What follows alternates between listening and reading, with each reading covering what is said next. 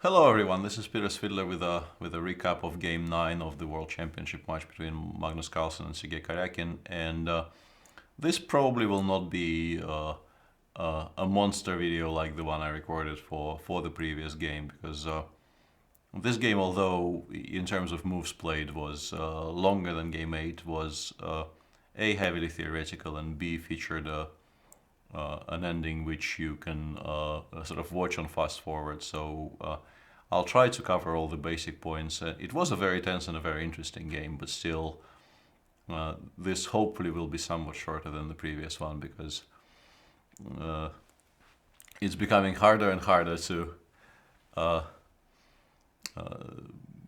do an hour, a full hour after every game. If a full hour is what you expected, I apologize. I will still probably end up recording a longer video than I was planning to when I decided on this intro. And anyway, the length of this video is probably not the most important topic, so let's start talking about the game. The match situation should be well known to you. Magnus is trailing in the match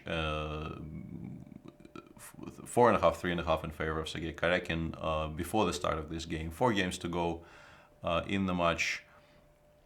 And much debate was focused on the question whether Magnus will start playing some offbeat, non-theoretical lines in order to maximize the chances of playing for 3 results with black starting from game 9, or if he will continue playing somewhat normally and not push the issue too much, and only reserve the sort of all-in openings for games perhaps 11 and 12.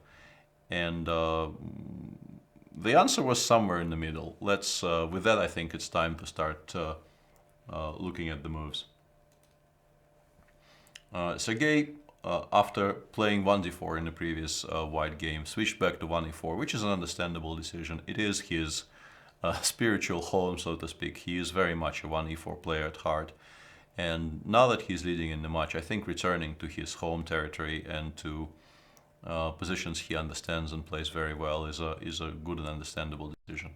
e5, knight f3, knight c6, bishop b5, a6, bishop a4, knight f6, castles. We have already seen this a number of times in this match in particular.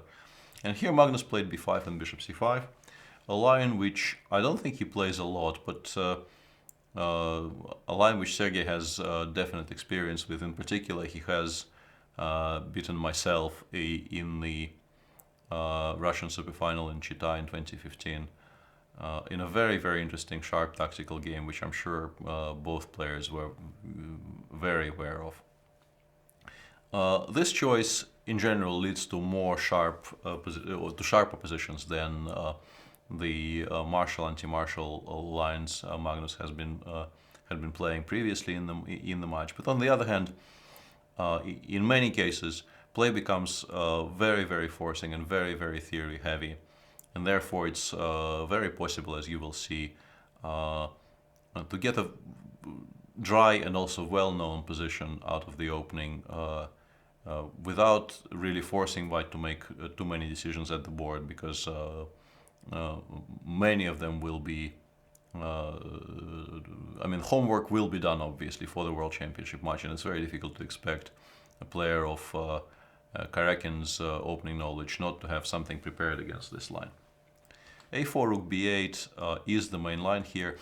Knight takes e5 on move 7 is enjoying a bit of a resurgence these days, but a4 is still the main line, and this is also what Karjakin has been playing before against bishop c5.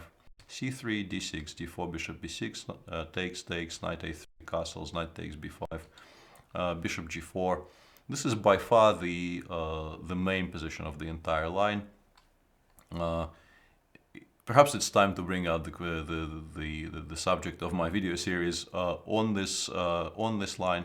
I cover this position in great detail, and the line the players ended up playing today is also mentioned in the videos. So for more detailed opinions on what's happening here, you could revert to my video series on the subject.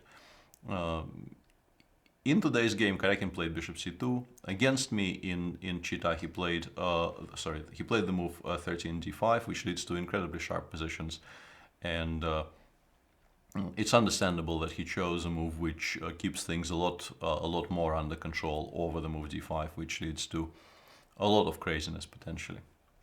E takes d4, knight takes d4, knight takes d4, c takes d4, bishop f3, gf, and knight h5 was played by Magnus. This is the current thinking about this line. This is what most people play in this position, and I'm sure both players were very heavily booked up here. King h1, queen f6, bishop b3, c5. All of this was blitzed out by both players. Here Sergey played e5, which is also the main move, and only after queen e6 did he start thinking for a little bit. But we're still continuing along the path which had seen important high-level games. In particular, e takes d6 and c4 was featured in the game between Hikaru Nakamura and Rustam Kasimzhanov in the Tromsø Olympiad in 2014. And Hikaru played b3 there. It was a reasonably fresh idea then, but quite clearly this position has been seriously analyzed by both camps before this game. And instead of c3, which is what Rustam played against Nakamura, Magnus plays c takes b3, bishop takes b3, and queen takes d6.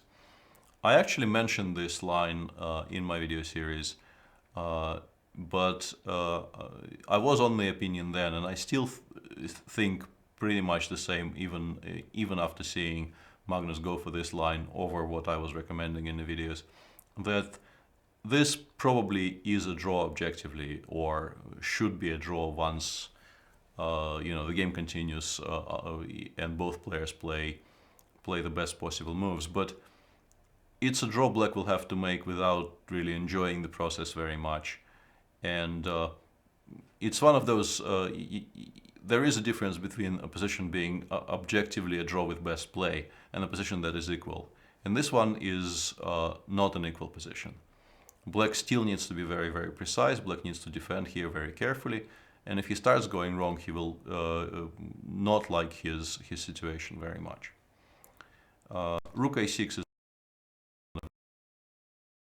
stop black from playing bishop c7, establishing this battery along the b8 h2 diagonal. And here Magnus thought for, I think, almost 25 minutes, which was a little bit surprising to us live on air, since we couldn't possibly believe that he has not seen this position and has not analyzed this position very, very deeply. But perhaps he was trying to remember exactly what his notes said. And the move he made is, as far as I could tell, not the machine's first choice. But it's a very logical move, rook fd8, which puts immediate pressure on the d4 pawn.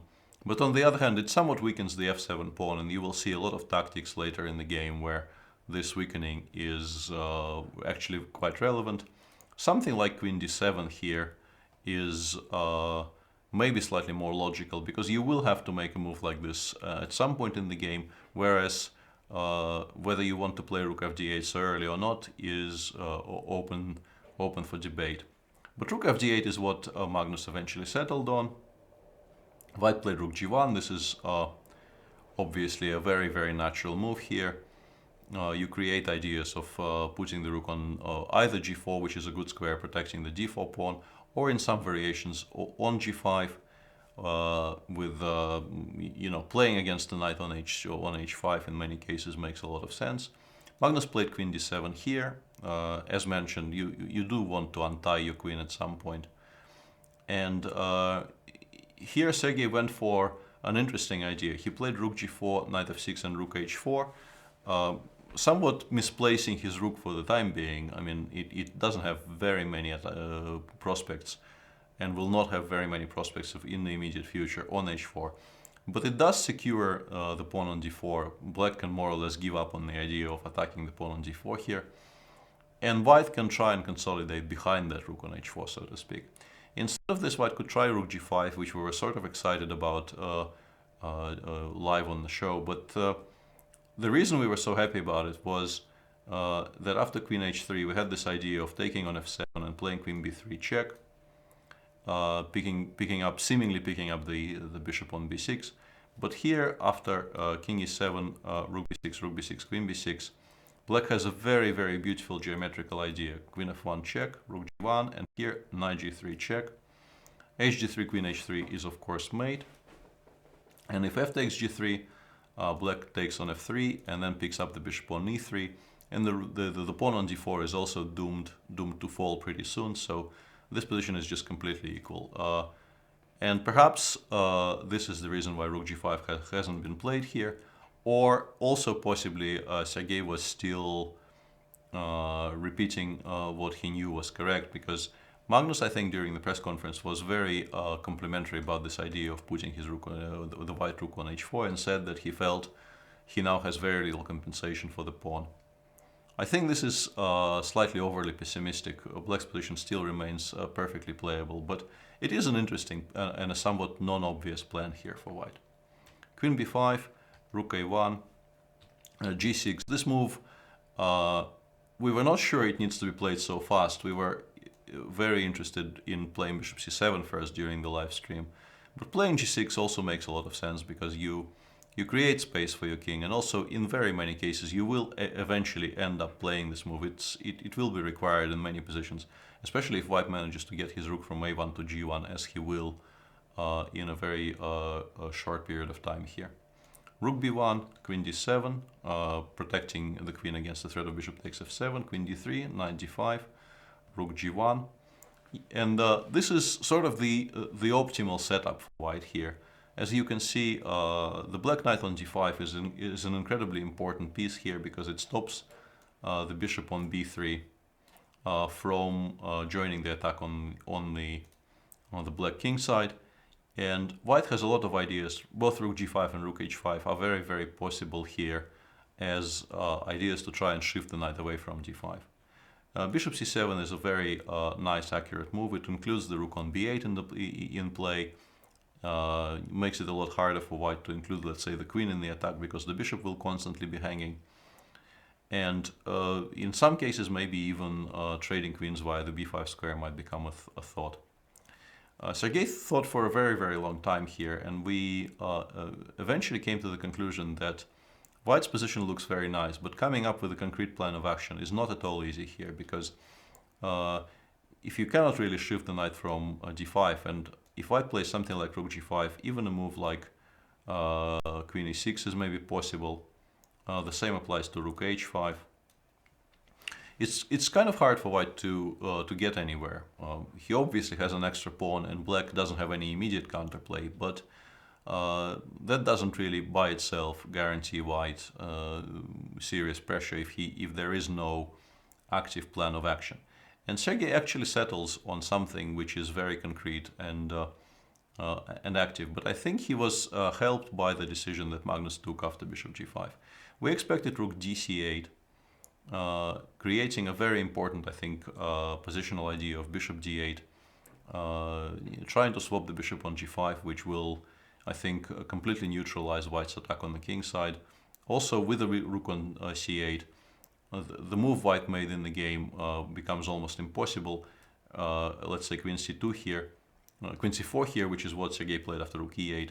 It runs into a tactic which immediately gives black a very good position, because if you take on g1 here, black can play rook b5 and collect one of those bishops.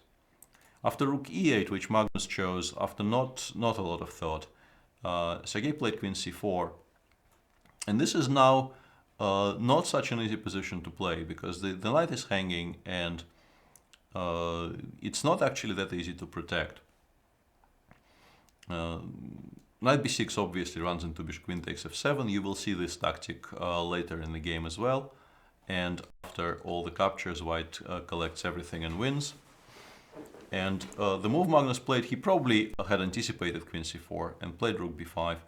But in this position, there was a tactic that was missed by both players, but that is perhaps not that surprising because the move that white needs to find there is very, very counterintuitive. The obvious question is, Queen c2 is what Sergey played, but the obvious question is, why not bishop a4 here?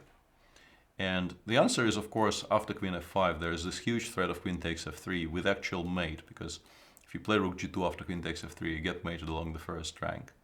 But in this position, white can play queen c4 f1, which is what both players missed. And as mentioned, it's not really an unexpected result that they haven't seen this move. It looks so weird. And the only way for black really to get any kind of a playable position is to play perhaps an even stranger move, rook b1, forcing white to take. Queen takes f3, rook g2, and now knight c3. And black will pick up this bishop on a4 because once again white needs to continue covering the the bottom rank here. The queen cannot leave the first rank because then rook e1 will be made. And black probably survives this, but finding rook e1 would not be all that easy. Although, considering how little choice black has here, I think it would be wrong to discount the possibility of Magnus playing this move. It really is almost entirely an only move to make in this position. Queen c2 is what Sergey chose.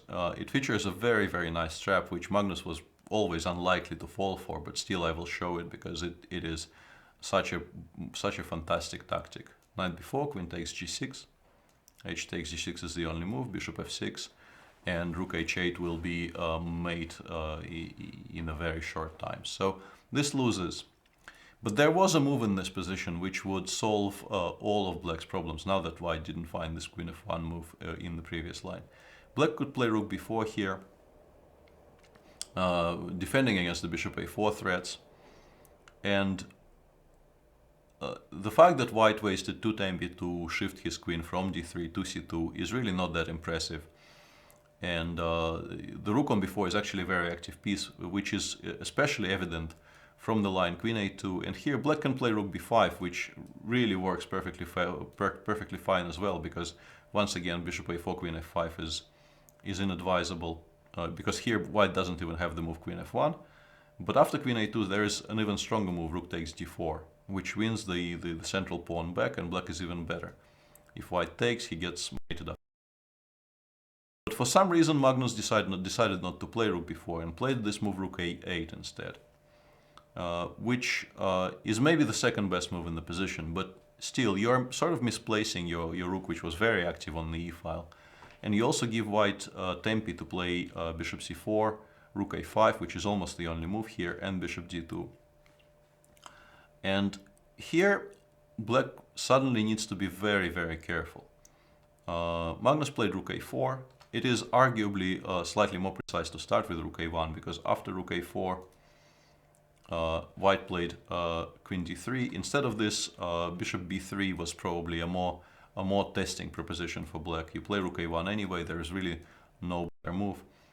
And you end up in this position, which was also the position they were likely to enter after the immediate rook a1 on move 35. But with the bishop on b3, the white queen on c2 is even more active, and black needs to be very, very precise here and not to land in severe trouble. Sergey played queen d3 instead, creating the threat of bishop b5, and Magnus finally settled on rook a1, takes king g2, and we come to perhaps the most dramatic sequence of 2 moves in this game and potentially in the match so far. With one pair of rooks gone, the rook on h4 is ready to rejoin the fray via the e4 square. And if we're talking about objectively the best decision, black probably needed to play bishop d8, rook e4, and knight f6, and just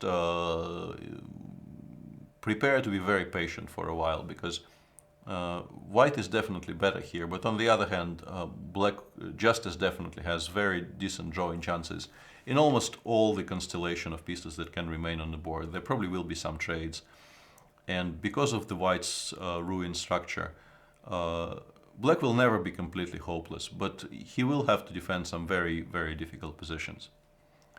And it's quite obvious that Magnus did not really want any of that.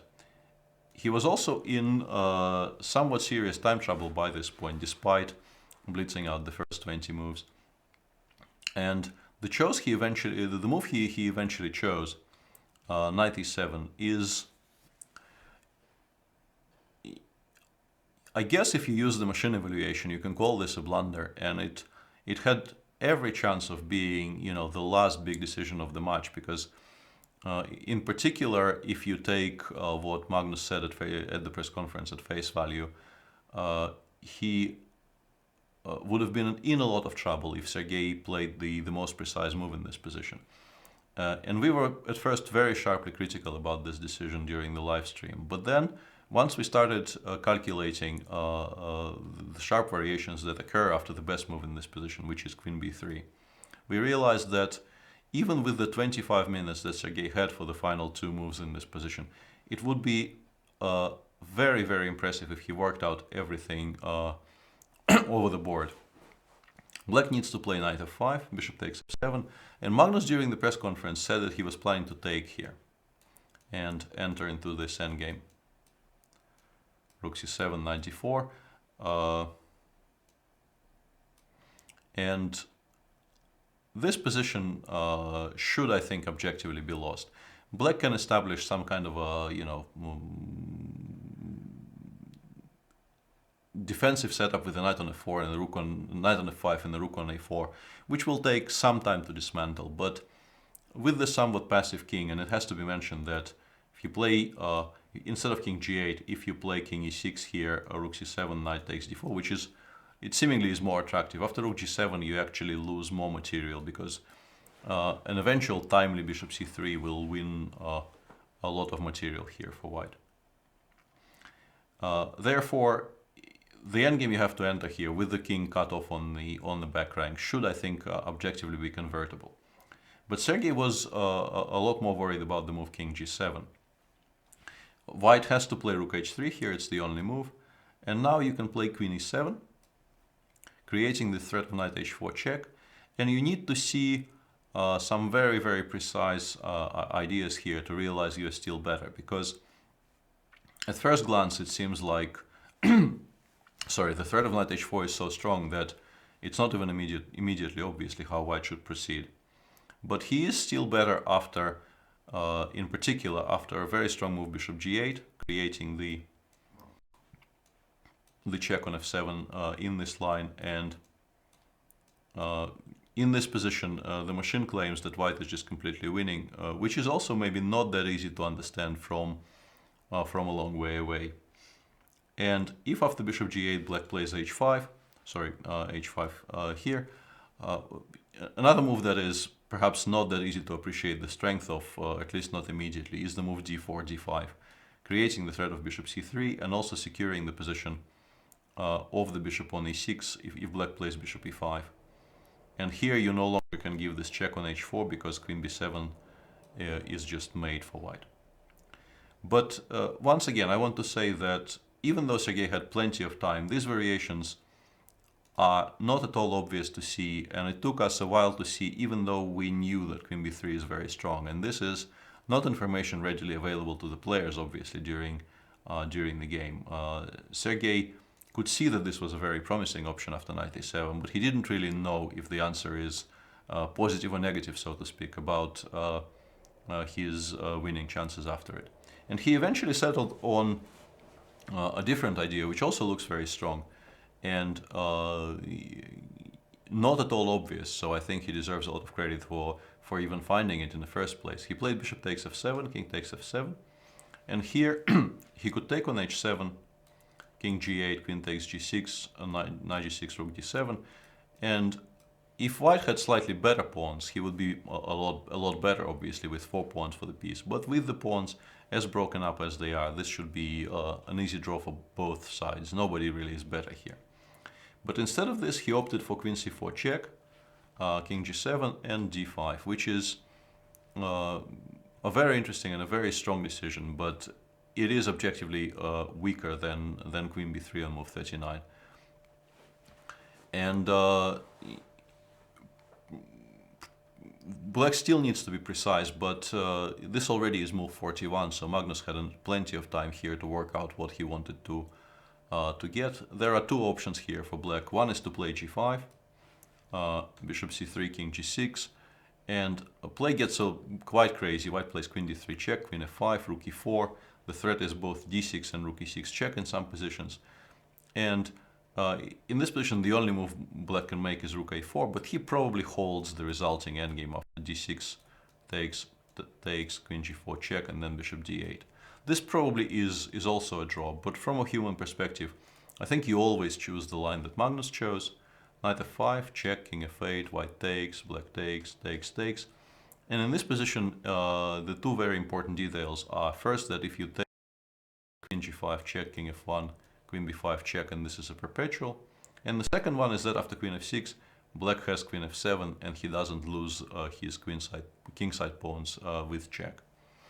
And this position is originally assessed by computers as being much better for white, but as a matter of fact, it is a reasonably easy draw, because as long as Black doesn't blunder anything tactical, and it's not that easy to imagine what he can blunder in positions like this, it soon becomes apparent that there's just no plan for white to make any kind of progress on the king side. And the game continued for the further 30 moves from here, but nothing really happened in those 30 moves. White continued shuffling around, Black continued setting up defensive setups. This was the first one. It got shifted for a while. The king went over to d7, but then it returned to the king side. And once Black set up even the position with the bishop on f6 controlling the long diagonal, Sergey finally called it quits, and draw was agreed. So a very interesting and theoretically important game, and a very dramatic game, which could have potentially had great implications for the overall result of the match, because had Sergey actually played queen b3, I think he had every reason to believe that he would have won the game from here. But this did not come to pass, and the game was saved by a very precise defense by Magnus, which is something that Sergey also mentioned in the press conference, that Magnus defended very well and very accurately today. And with that, the score remains +1 in Sergey's favor. Now it is 5-4 for Karjakin, and there are only 3 games to go, 2 of which will feature Magnus with the white pieces. Clearly, with so few games to go, Sergey remains the favorite to win the match. But as Magnus said in the press conference, the way I have to look at it is there are now 3 games left, and I have to win 1 of 3, and this is generally something I believe myself to be capable of doing. One thing is for sure, that the last 3 games of this match will not be boring, so please continue watching. Hope you enjoyed this video. This has been Peter Svidler with the round 9 recap for Chess 24.